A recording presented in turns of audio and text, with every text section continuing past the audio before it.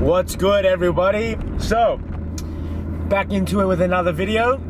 This is my fourth workout back for the coming back from being unwell and having a bit of time off from the gym. So I'm excited to this workout will be like the completed like split, because I do a 4-day split. So doing this workout would be like, yep, we've officially done a whole split back into it. So feeling really good. My last video I talked about how I've been just feeling better each single workout, and I can tell, like, even just physically and mentally, like driving to the gym, I'm feeling good. So yeah, really excited to get into it. Arm day, I haven't trained arms for ages. Like, arms has been a little bit longer than everything else, because I think my last arm workout, even, it just wasn't a great session itself, and then I had that big break. So I've definitely felt like I've noticed my arms. It's probably more mental, but we know that 2 weeks, after about 2 weeks, that's when atrophy, muscle atrophy or dystrophy, I told myself I wouldn't swear, no more swearing. Muscle dystrophy, or essentially when the muscle shrinks, right? When you lose size, that process starts to occur from, I think, 2 to 3 weeks. Nothing significant, but that's when it can start to happen if we're not doing some sort of stimulus to make the muscle kind of, have a reason to stay. Otherwise, if there's no stimulus, the muscle's like, well, I don't need to be, a particular size. It will just shrink down, right? So that would be good to get into this arm workout and get a bit of an arm pump. Like, there's something about an arm pump, like, that to this day, it's one of the reasons I do a 4-day split, because doing a push-pull legs, I just don't get that same pump in my arms that I do when I just do a day allocated to arms. Especially when you've had like a good amount of carbs, it's just a good feeling. It is a great feeling. Arnold always talked about it, the pump, and this, like, arm day is a great day to get that pump. So definitely keen for that. We are tomorrow, we'll be exactly 11 weeks out from the wedding. So that's really exciting. 11 weeks out. So that's just under 3 months. So definitely going to be doing my cardio. I always do my cardio after weight training. I always find that you always need to prioritize what your goal is. So if your goal is to put on muscle, and that's obviously going to be achieved through resistance training, then you need to prioritize your resistance training. Because if you do your cardio first, there's a good chance that when you get into your weight training, you're going to be fatigued. You're not going to be able to perform at your best, and if you're not performing at your best, you're not going to get the best possible outcomes. So I always recommend cardio second, if that's your goal. If your goal is, of course, to improve your cardiovascular endurance, then do that first. So definitely prioritize what your goal is. You got to think about what your goal is and prioritize. So I'll be doing my weight training first, and then I'll be jumping on the incline treadmill. So I'm definitely going to be, 11 weeks is I feel like a good amount of time to get a lot done. I probably don't even need 11 weeks based off where I'm at, but let me just make sure I park this properly. This right. You think talking and parking would be fine, but I don't know why. When you've got like a camera, you just do not want to be a malaka and hit anything. No malakias. Alright, there we go. Let me turn this off. Yeah, so I've got plenty of time, right, to get into like the tightness that I want to get into. But the last thing you ever want to do, right, where people always are thinking like, I'll start training, or I'll give myself, 1 month to get things done. You need to give yourself time, right, to achieve, your goals, or especially when it comes to fitness goals, right? Especially if you're trying to maintain muscle, trying to lose a lot of weight too quickly, there's a good chance you're gonna eat into the muscle. And trying to lose a lot of weight quickly as well, you might lose some weight on the scales, like number-wise, for the first 1-2 weeks, but a lot of that's going to be water weight. And then after those 2 weeks, especially if you're starving yourself, what your body does, it actually holds on to more fat. It actually, because your body doesn't care about you looking good, or you fitting into a certain shirt or dress. Your body cares about homeostasis, which is essentially survival.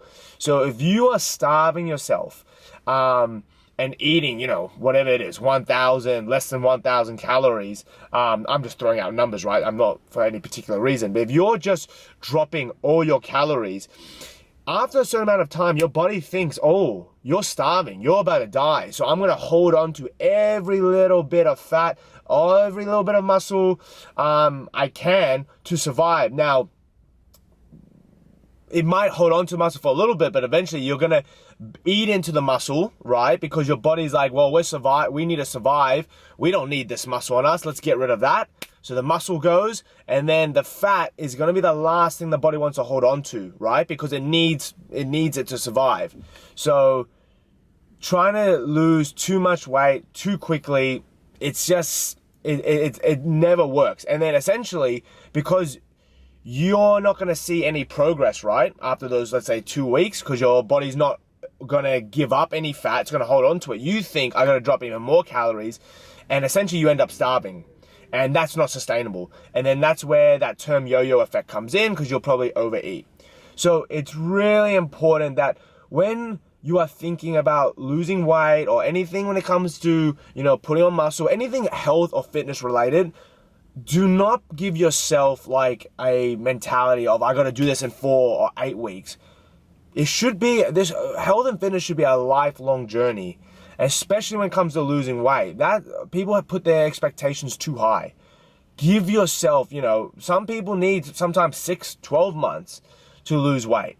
And by also extending out that period of trying to lose weight or trying to, build muscle, by making a long-term goal, it's more likely you're going to sustain that for the rest of your life. That's one thing I don't like about these 8 or 12-week challenges, right? When you do 8 weeks, yeah, you might lock in for 8 weeks, but then you haven't incorporated good habits into your daily routine, your day-to-day life. So after those 8 weeks, you're like, oh, well, that's done.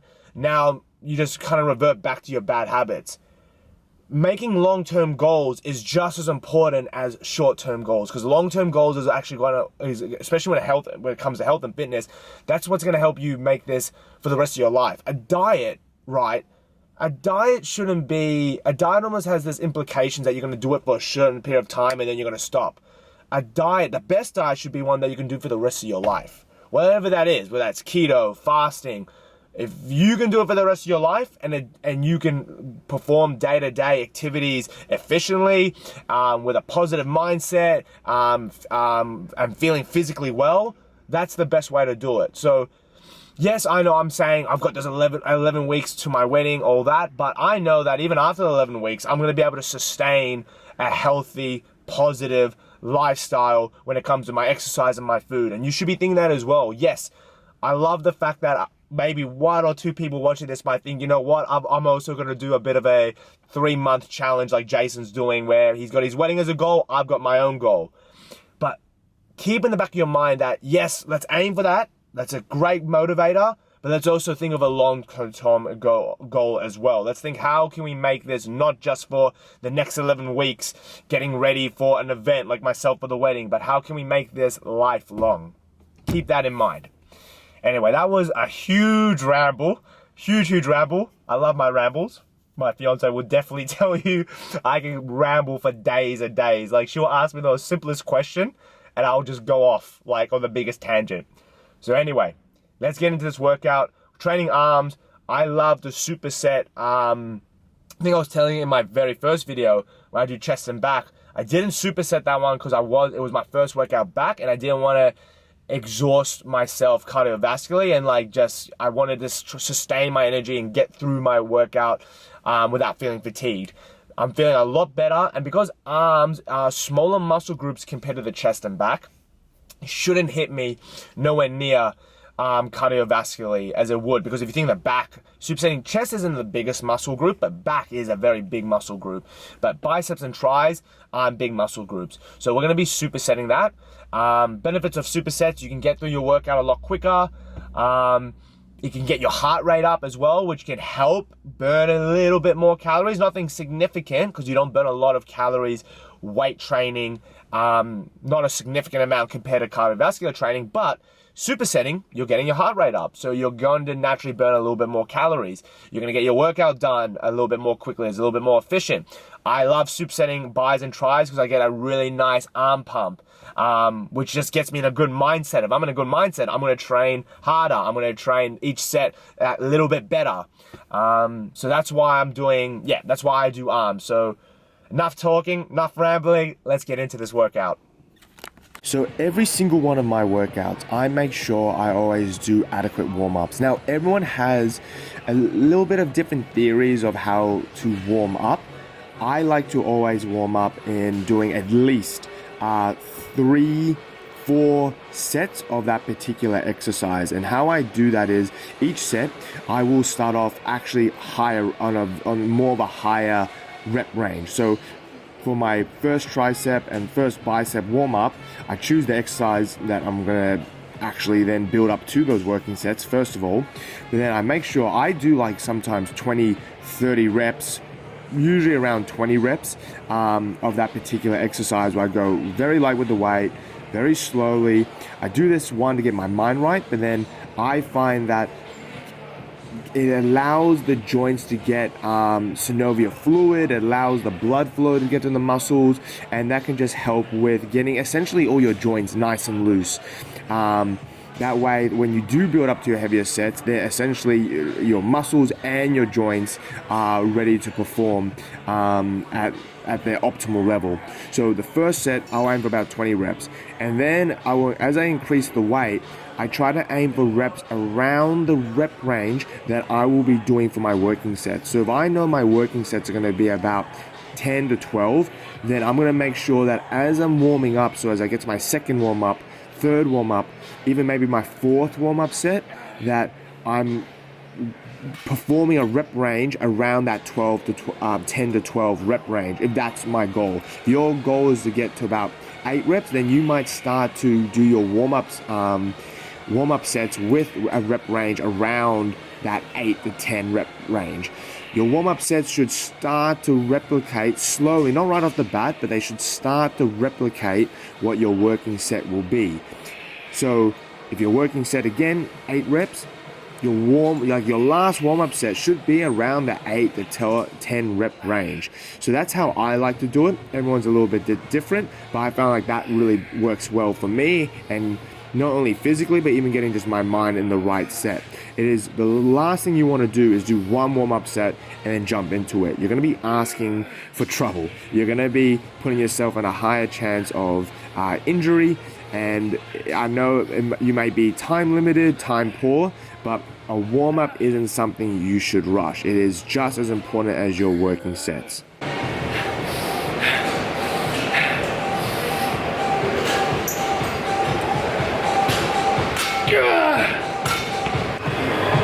Good thing, I'm definitely can tell I'm gassing still quickly, which is, typical when coming back from a break, coming back from being sick. But I'm definitely feeling better, much better. I feel definitely that fatigue. Definitely can't hit those reps, especially when I get to that fourth working set where I'm just like so fatigued, which naturally will happen, but it's even more so compared to how I was feeling previously. So that's okay. So getting better, which is good. Just gotta stay consistent. Even when you think you're tired, maybe you're not performing at your best, keep coming in. Your body will adapt. So I can tell just even these last few workouts, my body is getting used to the breathing, used to that lactic acid in the muscle. So keep coming in, keep staying consistent. Now we're gonna move over to some overhead cable extensions.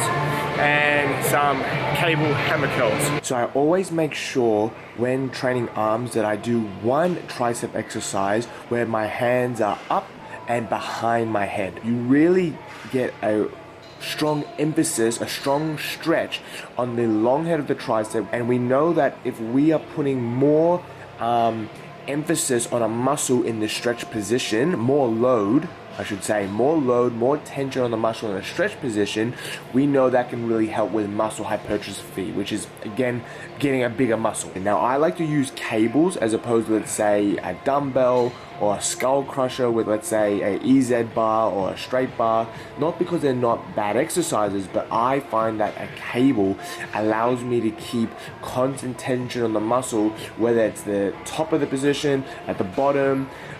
When you use free weights, based on where the bar is or the dumbbell is, gravity comes into play, and when gravity is in play, the tension on the muscle can be taken off the muscle at certain points of the movement, where cables keeps a more constant tension. So I really like that, and I just feel, for me, I get that more of a pump, more of a feel, and more of a contraction, especially at the top of the movement. Coming straight after doing my overhead extension, what I do is I rest a minute, and then I come and do my bicep exercise.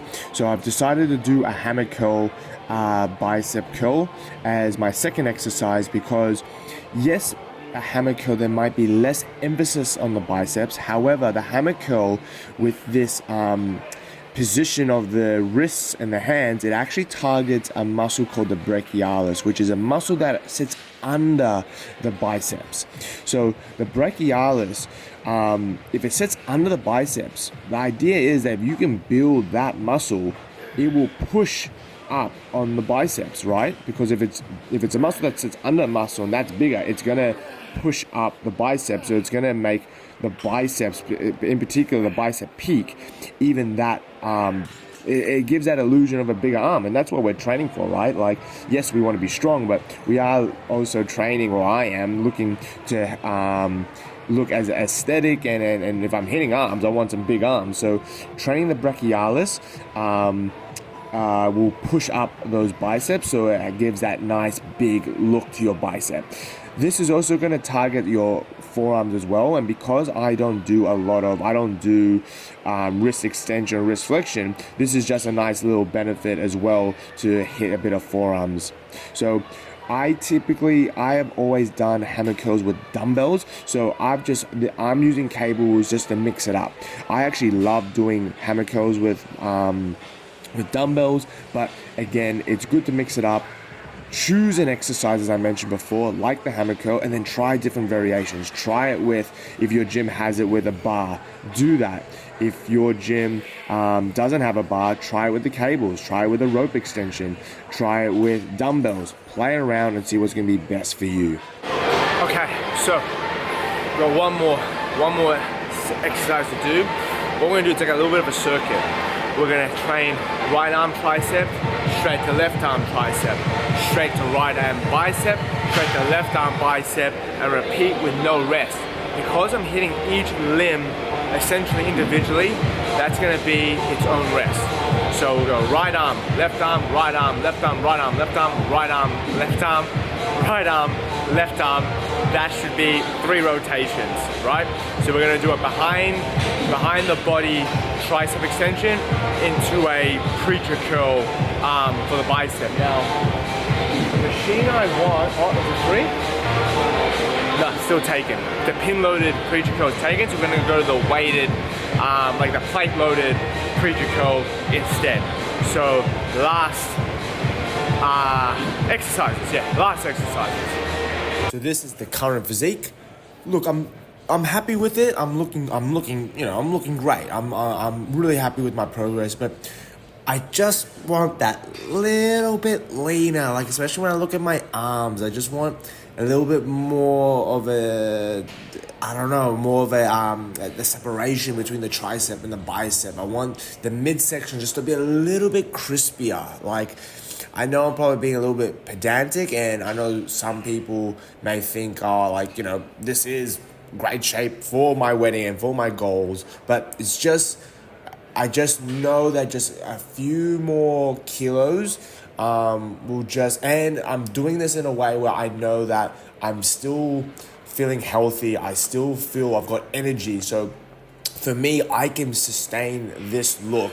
Because some people might think this is quite a lean look. Some people might not. But I know for some people to get down to this body fat, this particular look, they can't manage day-to-day life, because everyone genetically can sustain a certain body fat and function efficiently. When we think of our nervous system, our endocrine system, our hormones working efficiently, some people function efficiently at 15%, and if they get down to 10%, their body essentially is like crashing on them. Where there's some people out there who can sustain 10% body fat and function just as well as that person who is at 15% body fat. So everyone's different. So I'm very conscious of that. While I'm trying to get that little bit leaner, I know that I have plenty of energy. I have great mental clarity. My sex drive, no issues there.